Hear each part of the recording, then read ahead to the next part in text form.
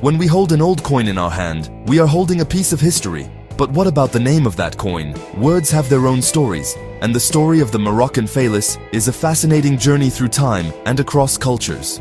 The word itself feels ancient, doesn't it?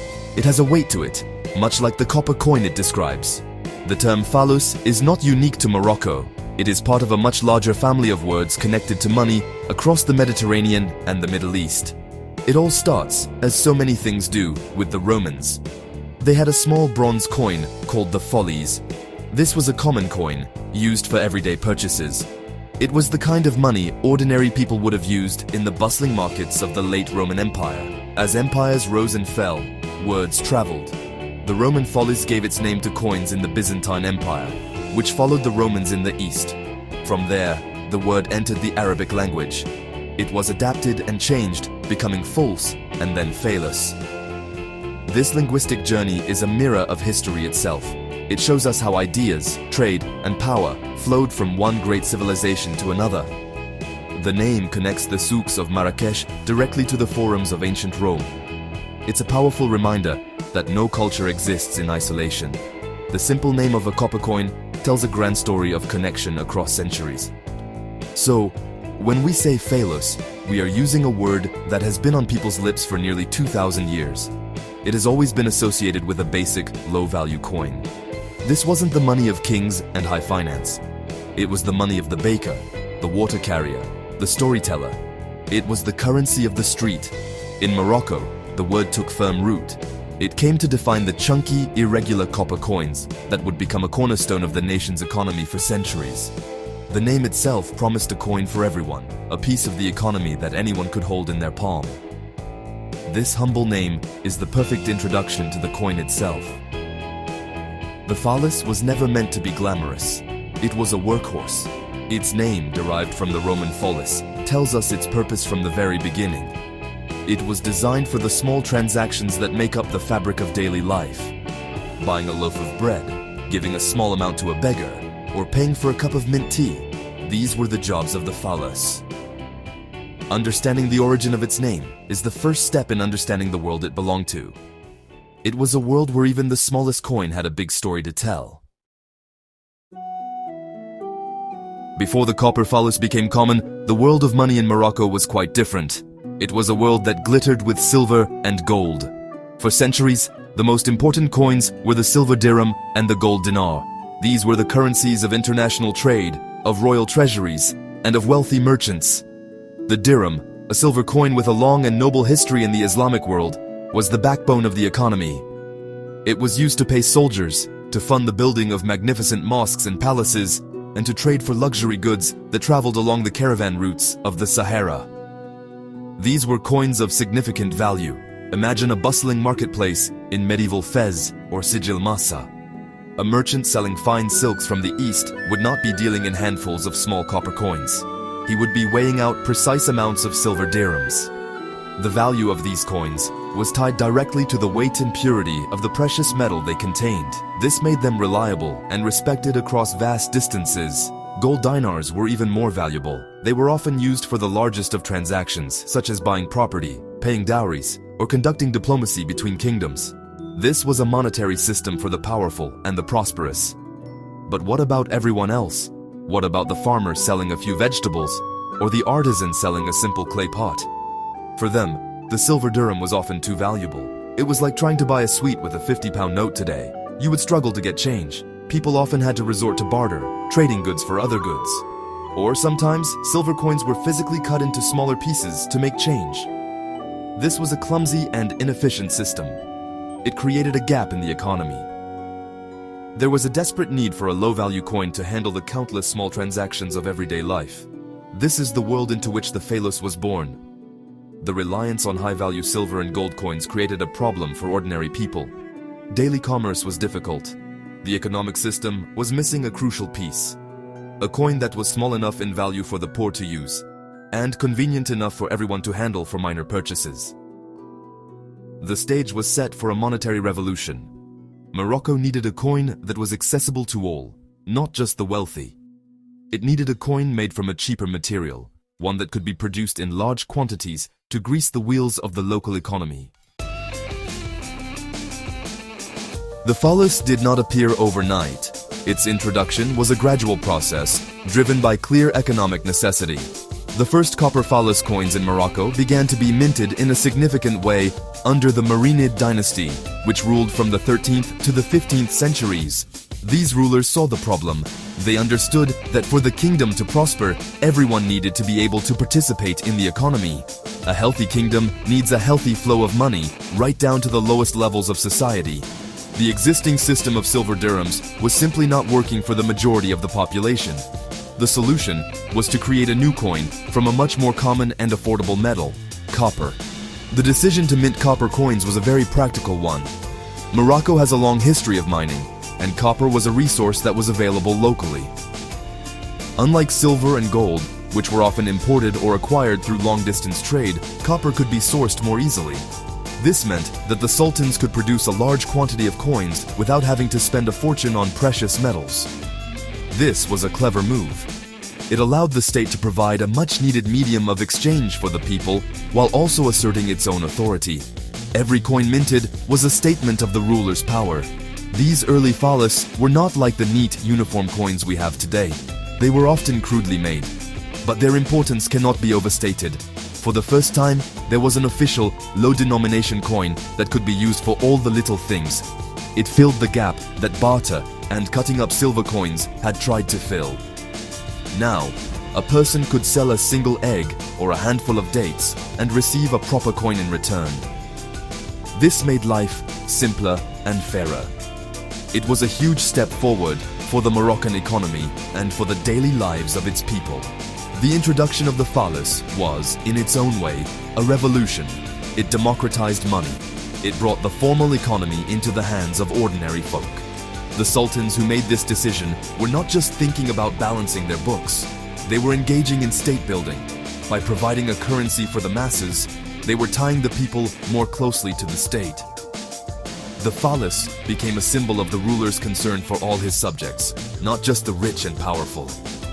It was a coin that helped to build a nation from the ground up, one small transaction at a time. The way Falus coins were made tells us a great deal about the technology and the society of the time. Unlike the precise machine-stamped coins of today, the Falus was a product of skilled hands and simple tools. The process was a form of casting, not striking. It began with the creation of a mold. This mold was typically made of clay and had the impressions of many coins carved into it, all connected by small channels. Think of a modern ice cube tray, but for money. This method allowed for many coins to be made at once, which was essential for producing the vast quantities needed for daily circulation. Once the clay mold was ready and had been baked hard, the real magic began. Molten copper, heated in a furnace until it glowed like the setting sun, was poured into the mold. The liquid metal would flow through the channels, filling each coin impression. You can imagine the heat, the smoke, and the intense concentration of the workers in the mint.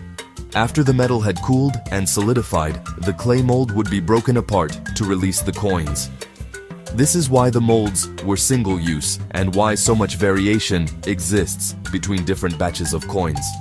The coins would still be attached to each other by the copper that had hardened in the channels, looking like a metal tree with coins for leaves. The next step was to separate the individual coins from this coin tree. Workers would break them off, one by one. This often left a small nub or a rough spot on the edge of the coin, known as a sprue mark. If you look at a Falus coin today, you can often find this little imperfection, a telltale sign of its handmade origin. The coins were not always perfectly round, and their thickness could vary. Some were large and heavy, others smaller and lighter. This lack of uniformity was a key characteristic of the Falus. It was a rustic, practical object, made to be used, not to be admired for its perfection. This casting method explains why Falus coins have a certain look and feel. They don't have the sharp, detailed designs of struck coins. Instead, the designs are softer, more rounded. The process was efficient for mass production, but less precise than hammering a design onto a blank coin. However, this was perfectly acceptable for a coin of low value. Its worth was not in its beauty or its metallic content, but in the fact that the government declared it to be money. It was a token currency, its value guaranteed by the authority of the Sultan, and its handmade nature is a direct connection to the world of its creators. The designs on Falus coins were not just for decoration, they were powerful messages from the ruler to the people. Every time someone used a Falus, they were holding a piece of official propaganda in their hand. The most common feature on these coins was writing. The inscriptions were in Arabic, and they often included the name of the ruling sultan and the city where the coin was minted, such as Fez, Marrakesh, or Tétouan. This was a clear declaration of authority. It announced who was in charge and where their power was centered. For a largely illiterate population, the recognizable shape of the script itself was a symbol of the state's power. Alongside the ruler's name, religious phrases were incredibly important. Inscriptions like, "There is no God, but God were common." This placed the ruler within the context of Islam, presenting him not just as a political leader, but as a defender of the faith. The coin became a daily reminder of the spiritual foundations of the kingdom. Another key element was the date. Falus coins were dated according to the Islamic Hijri calendar. For historians today, this is a priceless gift. It allows us to place each coin in its precise historical context, tracking the reigns of different sultans and the economic changes over time. One of the most striking symbols found on many Falus coins, especially from the 17th century onwards, is the Seal of Solomon. This is a six-pointed star, also known as a hexagram. Today, it is most commonly associated with the Star of David in Judaism, but in the historical context of Morocco, it was a powerful and widely used symbol in Islamic art and magic. It was believed to have protective qualities, to ward off evil spirits and bring good fortune. Placing this symbol on a coin was like giving it a blessing.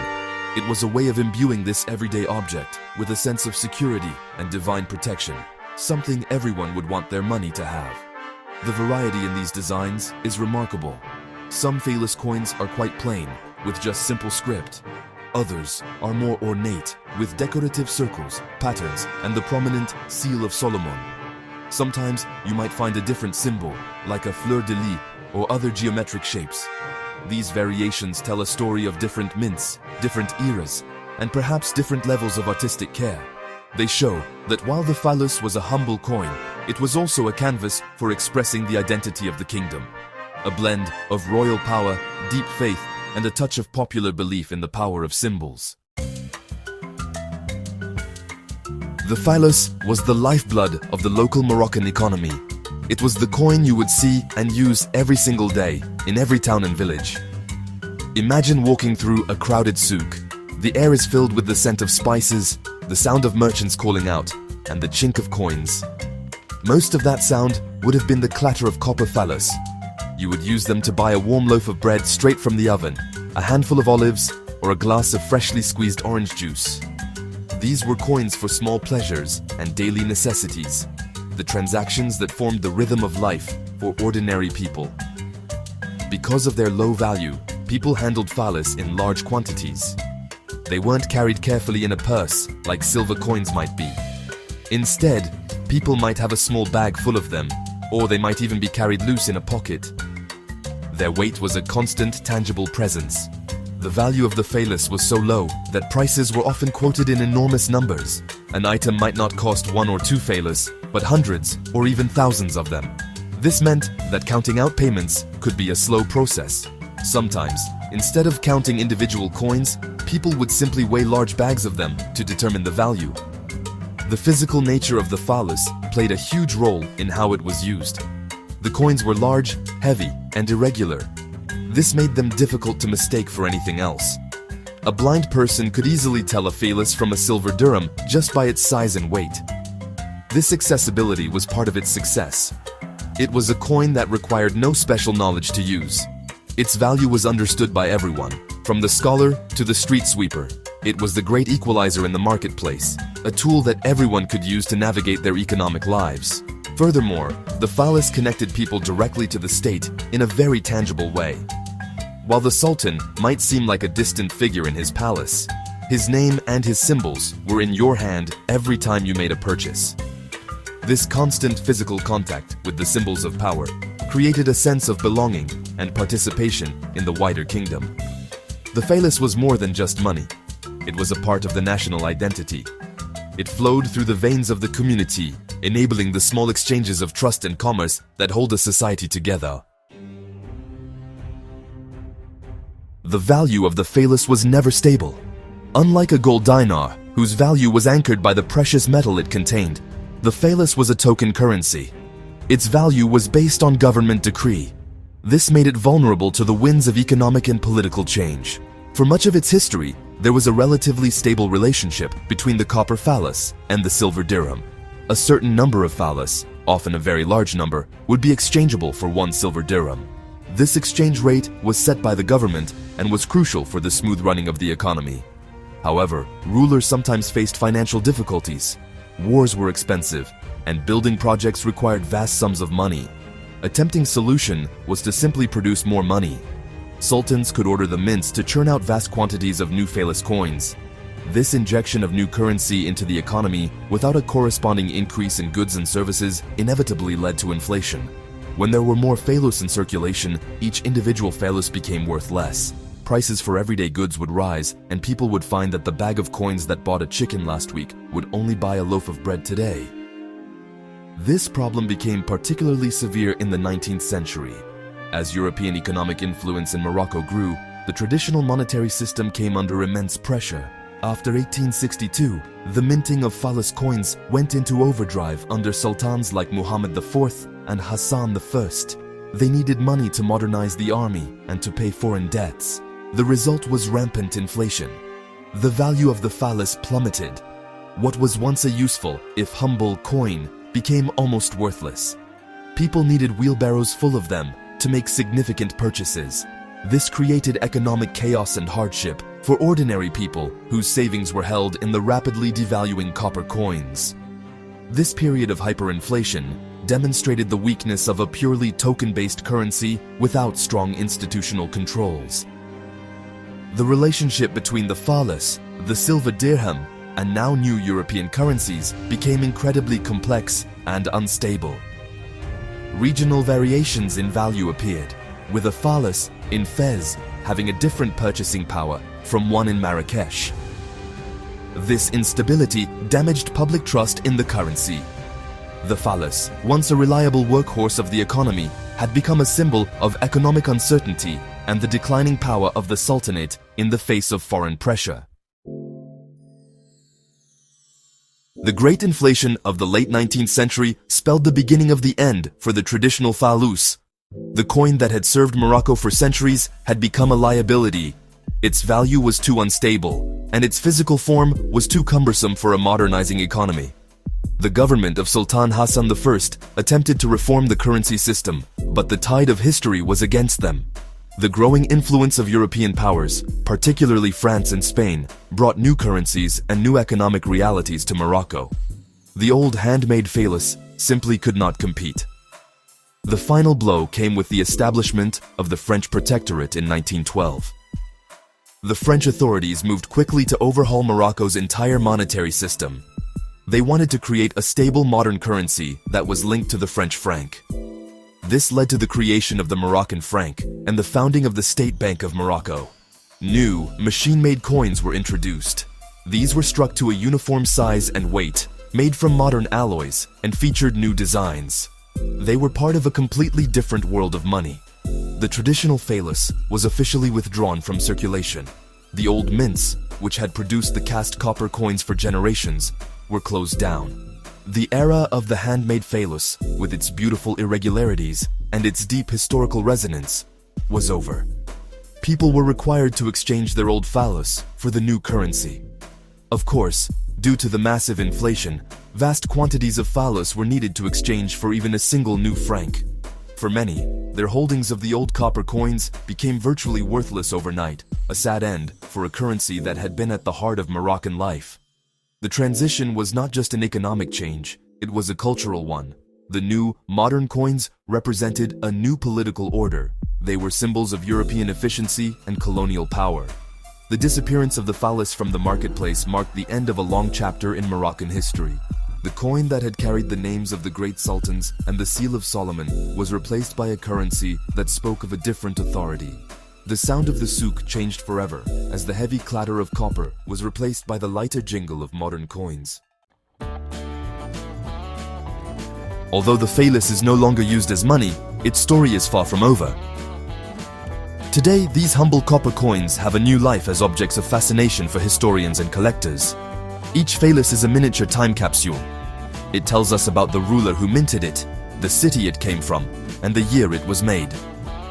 For historians, a collection of Falus coins can map out the rise and fall of dynasties, the economic health of the kingdom, and the spread of trade and ideas. They are not just silent objects, they are primary sources that speak directly to us from the past. For collectors, the appeal of the Falus lies in its incredible variety and its handmade nature. No two cast Falus coins are exactly alike. The variations in shape, size, weight, and the clarity of the design make hunting for them a thrilling challenge. Some collectors try to acquire a coin from every known mint, or one from the reign of every sultan. Others are fascinated by the different symbols, especially the many variations of the Seal of Solomon. These coins are remarkably affordable, meaning that even a beginner can start to build a meaningful collection and hold real pieces of Moroccan history in their hands. The imperfections of the Falus are what make it so special. The rough edge where it was broken from the mold, the slightly off-center design, the soft details from a worn-out mold, these are not flaws. They are marks of authenticity. They connect us directly to the person who poured the molten copper and the person who spent the coin in a market hundreds of years ago. A machine-made coin is perfect but sterile. A Falus is imperfect and alive with stories. It reminds us that history is not just about great battles and powerful kings. It's about the texture of everyday life. Ultimately, the legacy of the Falus is its ability to make history tangible. It was the money of the people, and it has now become a piece of history for the people. It allows us to explore the rich tapestry of Morocco's past in a very personal and accessible way. When you hold a Falus, you are connected to a long chain of hands that held it before you: the minter, the merchant, the farmer, the beggar. It is a humble piece of copper, but it carries the weight of centuries. It is a powerful reminder that the most profound stories are often found in the most ordinary of objects.